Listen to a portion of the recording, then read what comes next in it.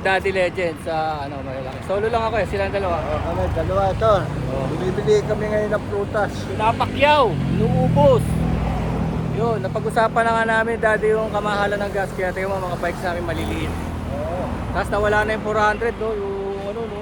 Triumph. Triumph ko, binenta ko na, mahal gasolina. Oo nga, di ba kinuha namin yun? Kinuha namin sa Triumph yun. 300 pala nagastos namin yun, 305. 200 na lang. Ilan yun? 1 year ago o 2 years ago? 1 year pa lang yun eh, 2025 yun eh. Nagbenta ng 200. Grabe no. May video tayo no. 4,065 pala. Kaya nga eh. Grabe yun ano. Wala eh. Mataas ang gas eh. Hindi natin alam kung kailan bababa. Kaya Ay, dahil lang ka. Maliliit mo na lang ito. kasoy yun. Ito ay mangga oh. Mga organic oh, tignan nyo yung kasoy oh. Kasoy. Black Rider. Kaya pala may nakasabay akong Black Rider kanina umaga. Dalawa. Yung may mga side bag. Oo, nakakagano mataas. Medyo mabagal sila. Maraming club ko nila.